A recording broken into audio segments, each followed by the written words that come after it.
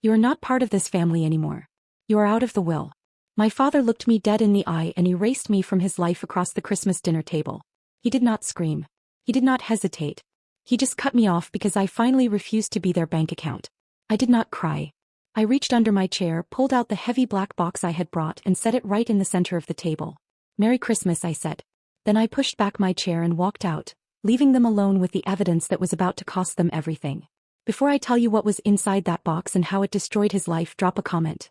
Where are you watching from and what time is it for you right now? I want to see how far this story travels.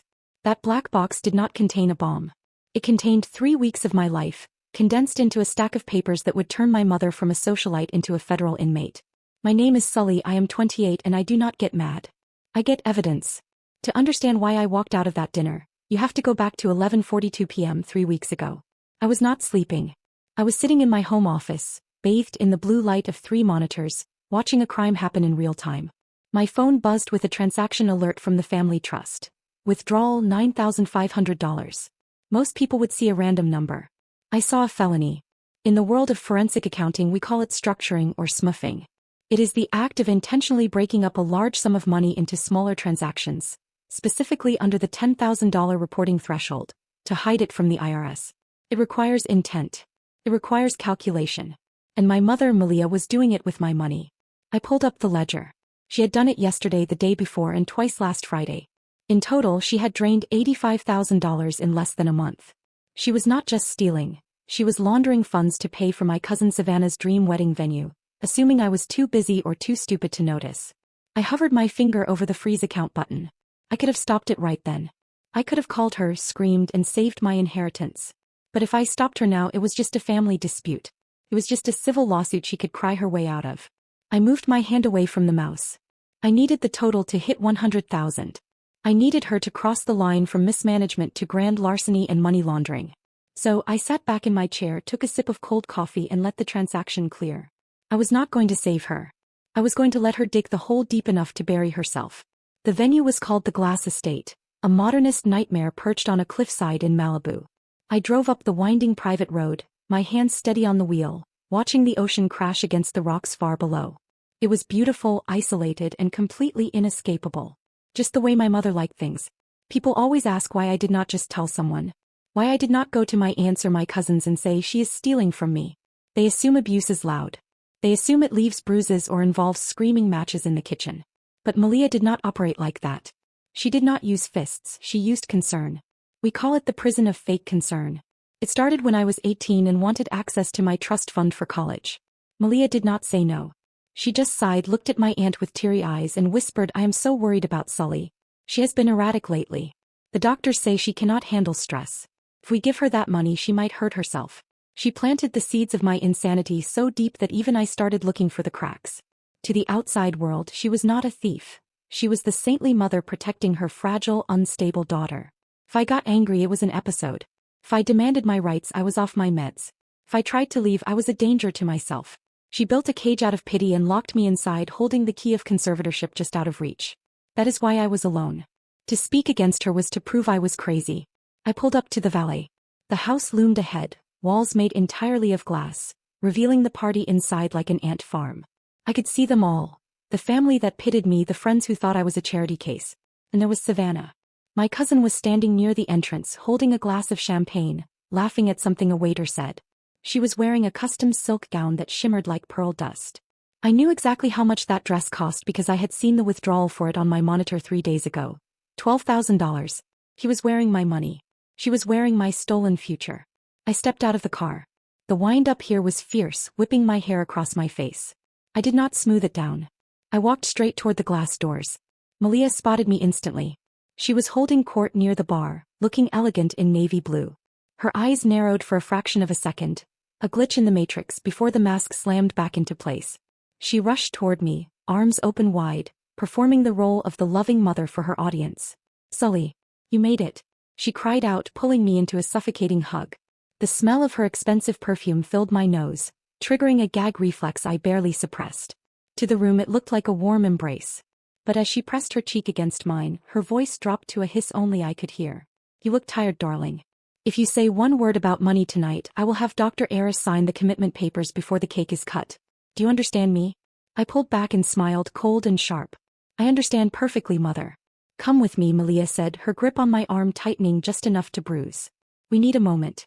Just mother and daughter. She steered me away from the bar, flashing a dazzling smile at a passing waiter. To the guests it looked like affection. To me it felt like being marched to the gallows. She led me toward the infinity room, a soundproof glass cube cantilevered over the cliff edge, designed for VIPs to watch the sunset in silence. As the heavy glass door sealed shut behind us, the noise of the party vanished. The laughter, the music, the clinking of crystal. It was all gone. It was just the two of us, suspended over the ocean in a silent, transparent cage. The guests could see us perfectly, but they could not hear a word. You have 5 minutes, Malia said. Her face did not change, she kept a pleasant, neutral expression for the audience outside, but her eyes went dead. She reached into her clutch and pulled out a folded document, smoothing it onto the glass table between us. It was not a greeting card. It was a permanent conservatorship agreement.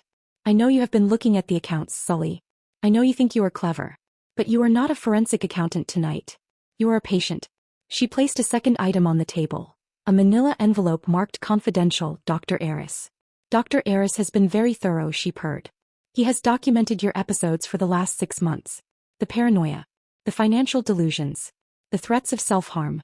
According to this file, you are currently in a state of acute psychosis. I stared at the envelope. It was a masterpiece of fiction.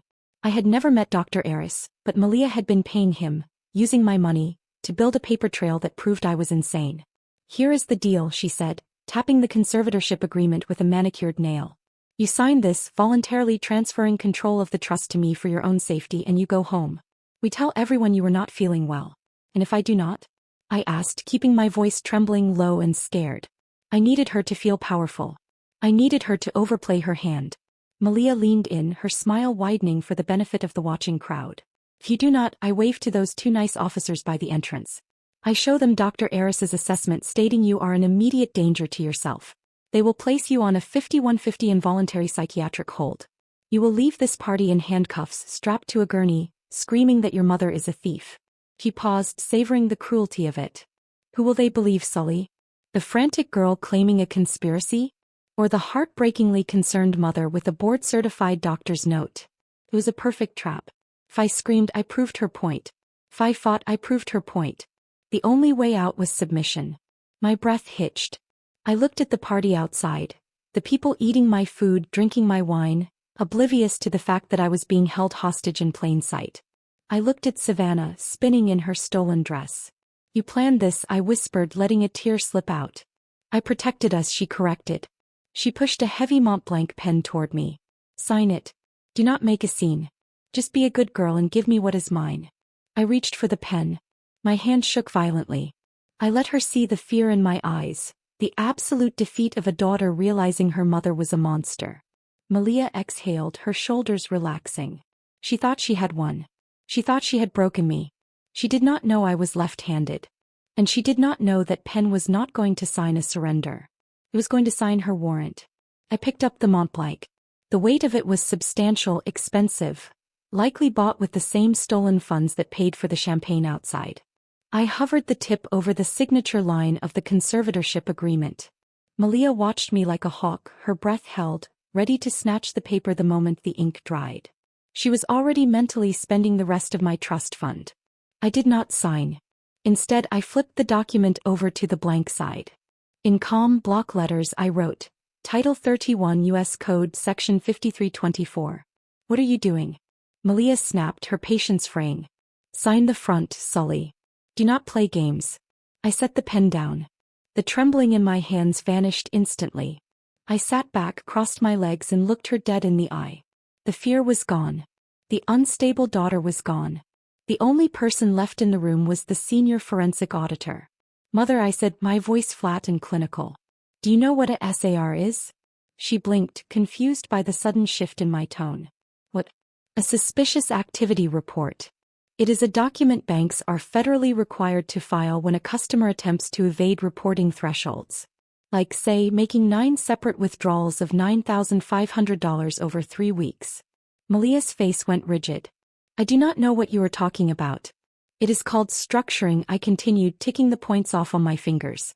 It is a federal felony. And since you used my power of attorney to move those funds into your personal account to pay for this venue, you also committed wire fraud and aggravated identity theft. I reached into my purse.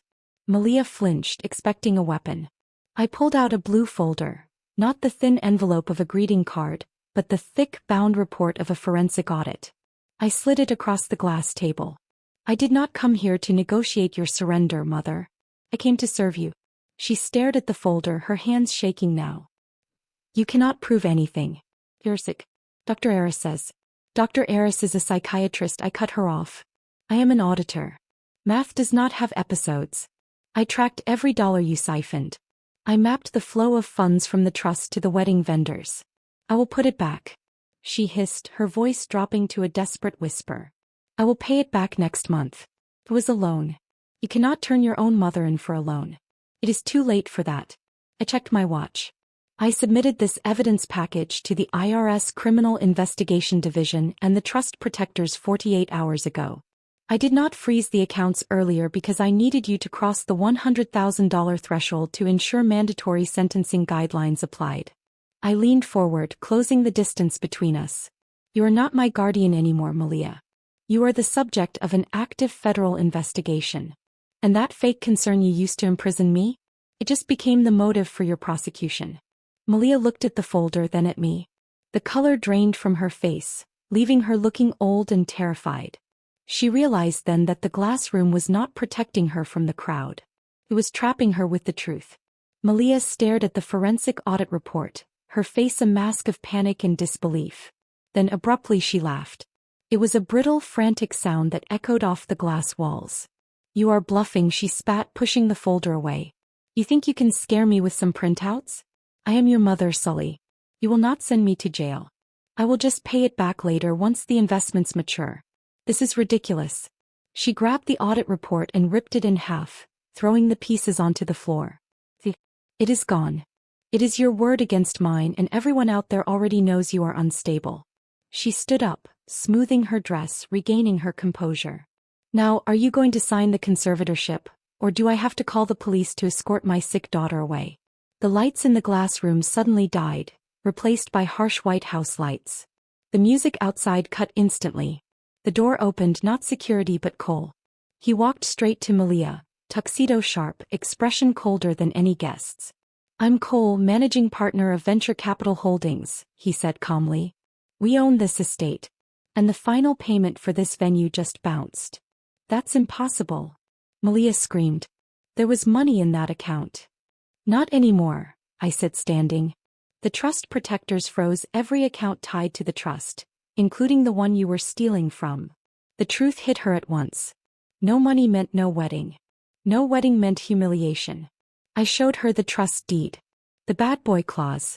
Any beneficiary who commits a felony against the trust forfeits everything.